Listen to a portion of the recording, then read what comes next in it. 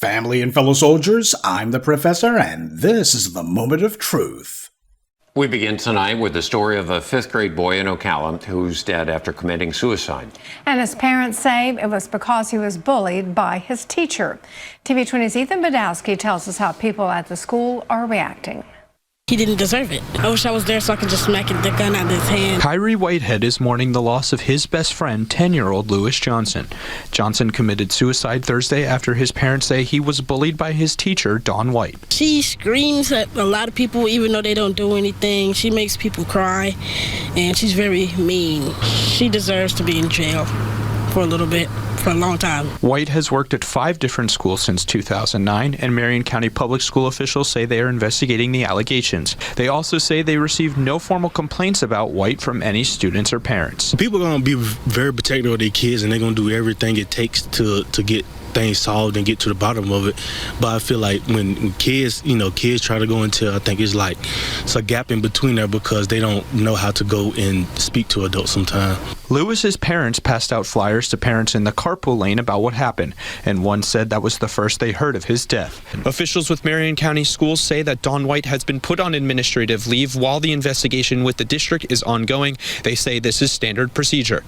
In the last Sunday address, we discussed the necessity of not allowing black children to be endangered. Today, we're going to discuss a case study and why I take these things so seriously. Lewis Johnson III was a 5th grader at Legacy Elementary in Ocala, Florida. His family recently had moved from Virginia. Now, in Virginia, they said Lewis did well in school, never had any behavioral problems, and was happy. However, all of that changed after the family moved to Ron DeSantis' Florida. They said that Lewis's grades began to slip, and he was having serious problems in school. When asked about it, the boy kept mentioning that there was a teacher in particular who was making it a point to harass and insult him daily in class, to belittle and humiliate him, and to encourage classmates to do the same. This teacher's name is Dawn White. Lewis said that she called him stupid in class and said that he didn't know anything. Quote, "I don't know why you're talking because you don't even know anything. You don't know nothing in this class. Isn't that right, kids?" White allegedly told Johnson. Lewis told his parents that this Dawn White character chronically inflicted psychological distress on several students by verbally insulting, humiliating, and embarrassing them.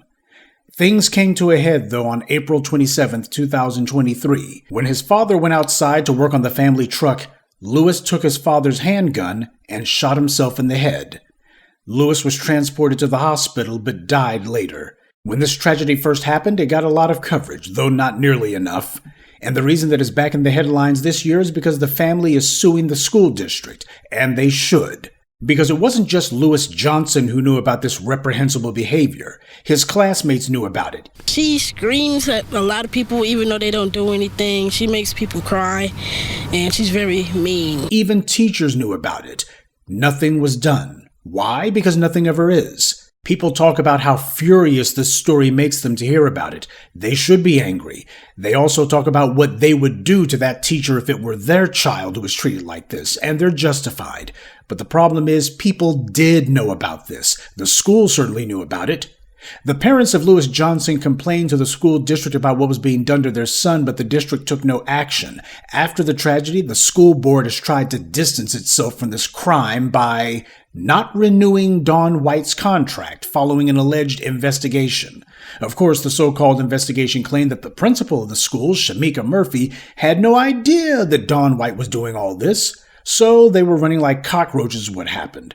And as for Dawn White, following the tragedy, the Lewis family began distributing flyers around the school about suicide prevention. They made sure that Dawn White's name was on the flyers.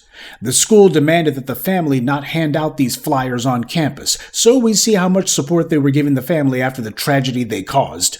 When Dawn White found out about the flyers, she went to the school and was loud and distraught. She then tried to claim that there was something wrong with Lewis Johnson. So she was blaming the victim for her constant tormenting of this child. Then she tried to claim that she tried to be helpful to her victim, saying that she met with him every day at the reception desk, allegedly to see how he was doing. An area superintendent was asked if this was normal for teachers to check in on students like this. The area superintendent said that while it was normal, typically it would be documented with the student services manager. When the student services manager was asked if there was any documentation to support Dawn White's claims of looking in on Lewis Johnson, the answer was nothing had ever been reported all year about the victim. How convenient. She met with her victim every day, but there's no record of it ever happening. Dawn White went so far as to claim that Lewis Johnson told her he didn't finish his homework because he got into trouble and had to do extra chores at home. So she's trying to get the heat off of herself by blaming the family, trying to imply that they were somehow abusive or coercive toward this child, when the only person that he ever described that way was her. The school district had an investigation conducted in which a number of teachers, students, the principal, and of course Dawn White were interviewed. You can guess what White said. She immediately began denying everything. She admitted that the family had met with her about the problems Lewis was having in class, but she was quick to deny having said anything inappropriate to the child, and she claimed that her insults toward the boy were never brought up. She said that they discussed moving Lewis to another class, and that's something that seems to be a pattern with this woman. We'll discuss that in a moment. To hear her tell it, though, she was acting as if Lewis Johnson's parents were all smiles at the end of their conference. She denied yelling at the students, though she did tell the administrator who investigated the case that she raises her voice collectively, but not at a specific child.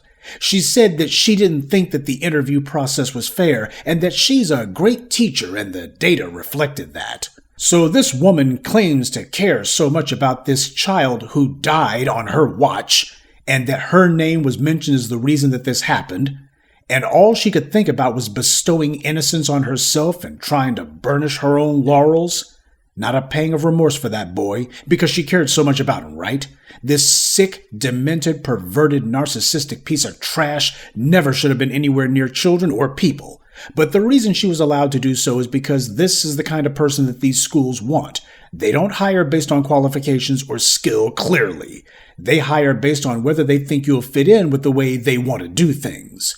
And when it comes to children in school, abusing black children in general and black male children in specific, why, that's what the schools are all about. The investigator concluded that Lewis Johnson wasn't the only student whom Dawn White had been abusing. He said other students also had bad experiences. One teacher who had spent time in White's classroom said she witnessed Dawn White embarrassing students in class weekly, according to the report.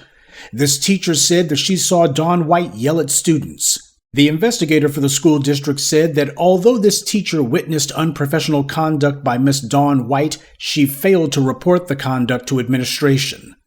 The investigator also said that the staff and administration received several complaints from students about Miss Dawn White yelling and being mean prior to the incident with the student victim. Those student reports resulted in no action taken other than a conversation with the students who made the report. Several of the other children's parents also complained about Dawn White to the administration, but that resulted in the students being removed from her class, students transferring to another school, or remaining in her class at worst. So, as was mentioned earlier, talking about Lewis Johnson and Dawn White saying that we discussed having him moved to another classroom. Yeah, that's what they always do whenever students have had enough of her, whenever parents have had enough of her. You need to move the students on. Don't move her on, just the students. The investigators' report stated that Dawn White's conduct toward the students was unprofessional and egregious and should never occur in the classroom. So the school and the teachers knew what this degenerate was doing. There were complaints made, plenty of them, not just by students but by their parents. But the school made the students leave her class, not the other way around. They didn't get rid of the problem person. And now that the heat's coming down, they finally decide to not renew her contract. They don't fire her, they just decide that when her contract expires, they'll let her go. Which is precisely what they've been doing, kicking the can down the road, letting this reprobate bounce from one school to the next. So as we see with the police, this creep has gone from one school to another, and after this, she's most likely going to pop up somewhere else. As long as they're harming black children, they get a pass, they get protected, but what they don't get is punished. Lewis Johnson's family has filed a lawsuit, but that's not enough. Behavior like this ought to carry criminal penalties. And were the victim white, it would. And yes, we have to add that this happened in Ron DeSantis' Florida, where the schools have become targets for the spread and proliferation of rabid anti-black sentiment and ideology. The entire point of the racist crusade that trash like Chris Rufo carry out is to create and promote exactly this kind of treatment toward black students in schools. His kind would like to see open violence against those black elementary school children if it could be carried out. The nonstop torrent of anti-black racism by people like DeSantis and Rufo was meant to signal loudly and clearly to everyone, especially people who work in government, that if they want to make someone their punching bag, you can do it to black children and nothing will be done about it. And that's exactly what's occurred. And we know that this is the deliberate policy by how consistently it's carried out, how consistent the results are. Rufo and DeSantis are as responsible for this dead child as Dawn White. They did the most to create, foster, and reinforce precisely this kind of environment. All right, so as for what should be done, we already know. And as far as the parents go, let me make this very clear. They are as much victims here as the child. What I would want to add, though, is that you can't have a conference, quote-unquote, with an abusive scumbag who's mistreating your child. You got somebody abusing your child, you don't have a conference. What you have is a confrontation. When your child is being abused, you cannot treat that as some routine issue that you have to carefully tiptoe around, as if it's business as usual. When it comes to black children, and particularly black boys who get singled out the most for abuse, you have to be on a war footing. Again, I'm not blaming the parents here, but we have to be realistic.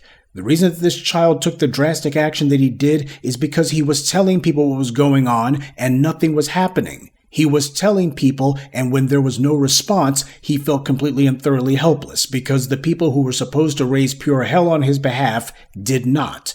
The response that was given to the abuse that this child was enduring was tepid and weak. I'm not saying that the parents meant for it to be that way, but that's exactly what it was. As I've always said, when it comes to fighting anti-black anything, you cannot show weakness. I've detailed for you on this channel through numerous crime reports how whenever it comes to black children, the forces of anti-black racism are always trying to find ways to break these black children's spirits. They're always taking glee in tormenting black children. This is the kind of evil that we're up against. And you got a lot of black folks who even have the mentality of house Negroes who think just like these white supremacists do. This is the evil that we must defeat. Lewis Johnson didn't feel heard, and that's because he wasn't being heard. He was telling people, but nothing was being done about the abuse that he was being subjected to. And the person who was doing it to him was not being punished, they were not being held accountable, nothing was being done. That's the kind of dynamic that we cannot allow to persist when it comes to black children. They already have more than enough on their little shoulders. The last thing that they need is to feel that when they're being abused, when they're being humiliated, when they're being disrespected, and they have to put up with that day after day, the people who are supposed to be their champions and come riding to the rescue instead decide, well, we're going to basically act as if the people who are doing this can be reasoned with. Instead, the point must be made that there's going to be pure hell raised here until this antagonistic individual is taken out of the way. Black parents in specific must take the lead when it comes to this and make it clear that they're going to condition these teachers and principals and school boards that when it comes to black children, you are not going to institutionalize abusing them. When you have black children pointing out that there are teachers who are abusing them in class, humiliating them and disrespecting them, that's not a situation where black parents are going to show up and, well, we're going to sit down, it's going to be like everything is everything. No. Black parents are going to be showing that when it comes to black children's dignity and respect, they will fight for it. Because make no mistake, especially in racist cesspools like Ron DeSantis' Florida, these classrooms are nothing more than incubation chambers for anti-black indoctrination. And that being the case, black parents can only shut this mess down by taking the hardest line on it. Your child explains to you that they're being abused and who's doing it. When your response is, let's sit down and act as if this is a regular issue, as if the kid is probably skipping class or maybe they missed some homework, what it does is it lets all of these schools know that abusing this child in particular, well, that's a freebie. It's a victimless crime, and you're guaranteeing that it will continue and that it will get worse. Black parents in particular have a right and an obligation to shape the schools that their children go to. And that starts with the teachers who they spend all that time with. And if you got a teacher who's bouncing from one school to another and they got numerous complaints against them, what that means is that's someone who is not supposed to be dealing with children, period. I'm sure I speak for everyone when I say that I hope that little Lewis Johnson can rest in peace at this point, but let's be realistic here. He cannot rest in peace until decent people make sure that the kind of trash who mistreat black children don't get a moment's peace at all. Good day, and be one. I'd like to take a moment to mention some of our contributors: Amir Miller, 2 Gigabyte, Jeffrey Williams, Yusuf Morris, and Gina Jones. Salute to them and thank you to everyone for listening, liking, and sharing this message. Black empowerment only exists because of you.